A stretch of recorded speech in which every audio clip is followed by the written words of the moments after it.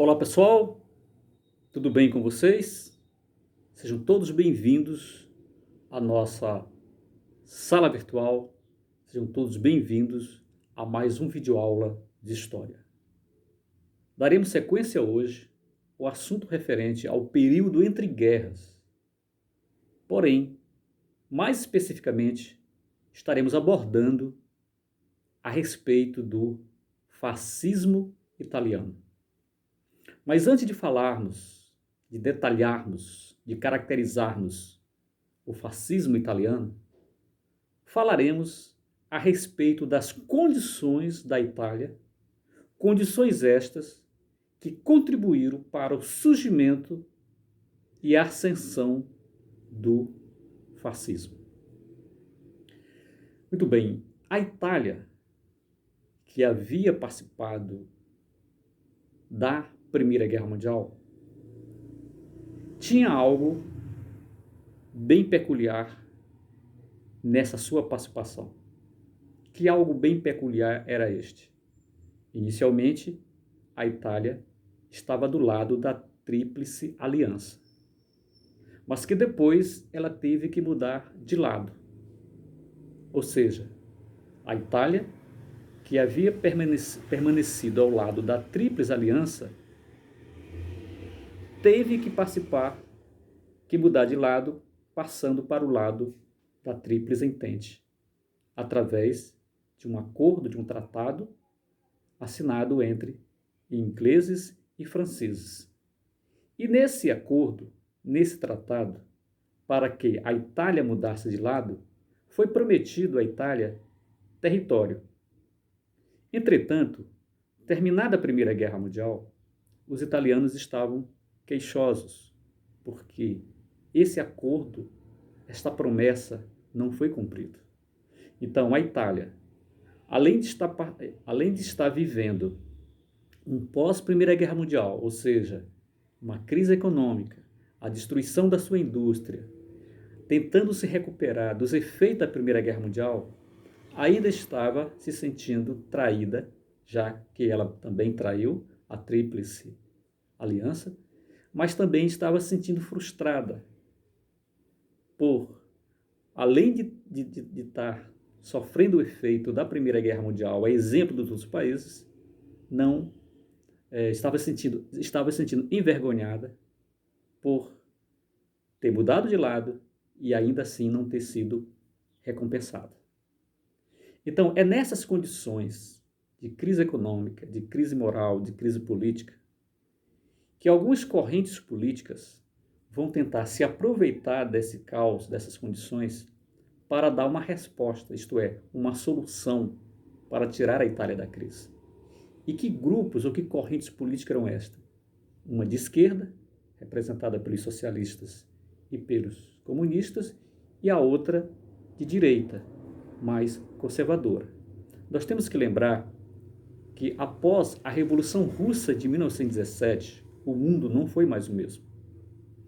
Então, o movimento de esquerda no mundo inteiro, que foi fortalecido pela Revolução Russa de 1917, estava também disputando o poder nos países, nos continentes, para, na sua visão, implantar o socialismo. Então, era um movimento que procurava se aproveitar dos operários, dos trabalhadores. Então, temendo o avanço das ideias socialistas, das ideias comunistas na Itália, os conservadores, a burguesia industrial, a igreja, a monarquia, vão se unir em torno de um homem chamado Benito Mussolini. Benito Mussolini é o grande líder do fascismo italiano. Muito bem. Então, dito essas condições, irei agora detalhar, caracterizar o fascismo, bem como falar da trajetória do fascismo até chegar ao poder na Itália. Em 1921, foi fundado o Partido Fascista. o Partido Fascista Italiano.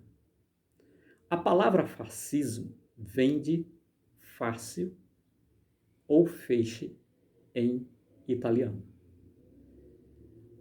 E o símbolo do fascismo é um machado amarrado, envolto desse machado tem um feixe de vara. Fácil, feixe, fascismo. E esse símbolo do machado envolto com feixe de vara remonta ao Império Romano. O machado significa força, poder. E a união dos feixes de vara significa a união do povo italiano em torno do Estado fascista, em torno da figura do seu líder, Benito Mussolini. Falaria agora das características do fascismo italiano. Primeiro, nós temos que entender que o fascismo é um tipo de governo totalitário. E o que é um governo totalitário? É um governo centralizado, é um governo em que o Estado tem poder sobre todo mundo, toda a sociedade, todo o indivíduo. O indivíduo nos estados totalitários não tem vontade própria. Ele tem que servir ao Estado. Ele tem que servir ao seu líder. Então isso se chama totalitarismo. É uma espécie de um novo absolutismo, só que nos tempos contemporâneos. Então, o fascismo tem como característica o autoritarismo, o militarismo, o nacionalismo, o expansionismo, o unipartidarismo, o culto à personalidade, a antidemocracia, o anticomunismo. O que é o autoritarismo? O autoritarismo é o poder do líder. É a forma como o líder age para colocar todo mundo debaixo das suas ordens. Então, ele ordena as pessoas, a sociedade tem que cumprir.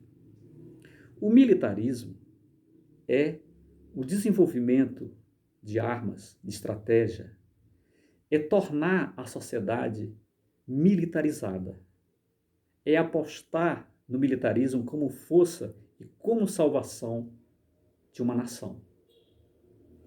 O expansionismo, como nós vimos o assunto sobre a Primeira Guerra Mundial, é a expansão de território. É esse Estado centralizado, militarizado, tomar outros territórios. O nacionalismo é a ideia de pertencimento a uma nação, a um país. É você se apegar aos valores, aos símbolos nacionais, que também nós falamos no contexto da Primeira Guerra Mundial. O unipartidarismo é a existência de um único partido. Então, na Itália fascista, só foi permitido a existência do partido fascista, o partido de Benito Mussolini. A antidemocracia é a não existência de liberdade de expressão, a não existência de divergência de ideias. Então, Benito Mussolini não aceitava quem pensasse contrário a ele.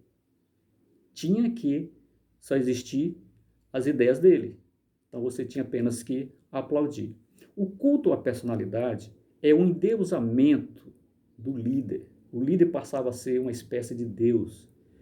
Tanto é que na Itália de fascista, chamava-se o Benito Mussolini de Duce, que significa o líder.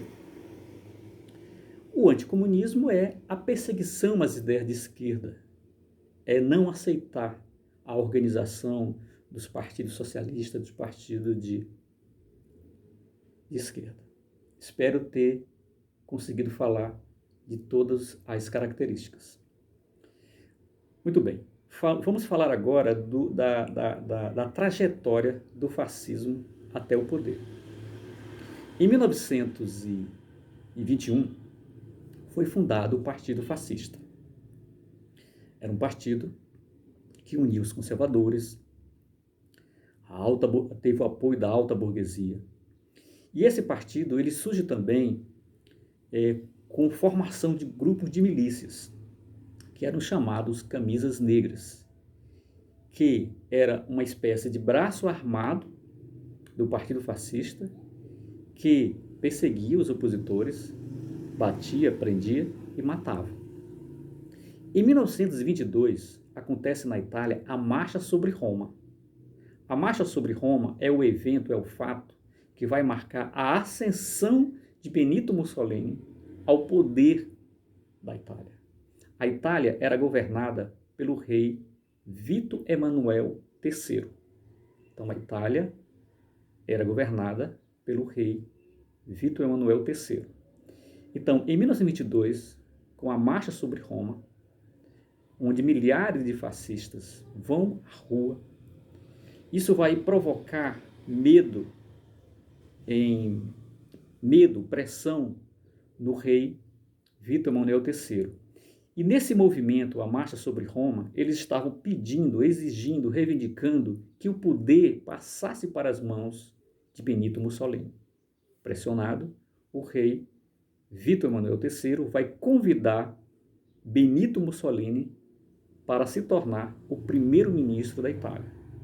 Então, a Marcha sobre Roma, que acontece em 1922, é o fato histórico que vai marcar a ascensão política de Benito Mussolini ao governo da Itália na condição de primeiro-ministro. Em 1924, vai acontecer eleições. E essas eleições, é claro, vai ser vencida pelo Partido Fascista. Só que os opositores vão protestar, dizendo que essa eleição foi fraudulenta.